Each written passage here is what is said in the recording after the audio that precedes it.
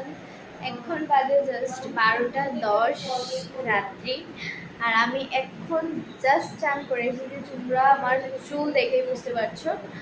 তো এত গরমের মধ্যে আমি যে কতবার চান করছি এটা শুধু আমিই জানি। দিনে 2বার করে এখন চান করছি। তো আজকে বৃষ্টি হওয়ার পরেও গরমের কোনো কমার কোনো লক্ষণ আমি দেখছি না।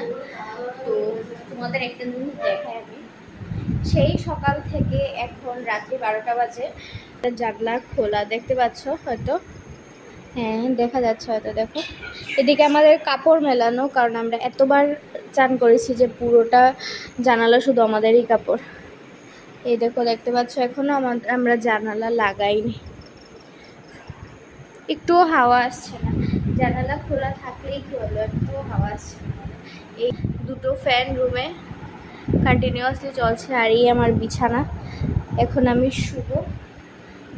চান করে আসলে একটু ঘুমটা ভালো হয়, কারণ মিডল রাতে আবার কারেন্ট সেই যাবে। তো রাতের বেলা তো জেনারেটর চালানোর কোনো প্রশ্নই ওঠে না, তাই এখন জানালাও লাগিয়ে নিচ্ছি। কাপড় থেকে জল পড়ছে। এই আমাদের কার্টেন্স,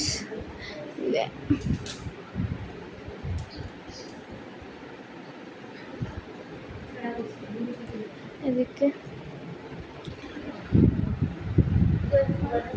লাইট অফ করছি। এই আমি লাইট অফ করে দিচ্ছি।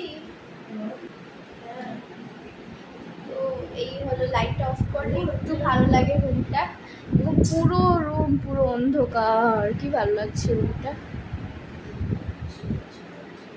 তো চলো একটু জল খাই, জল খেয়ে তারপরে ঘুমিয়ে যাবো।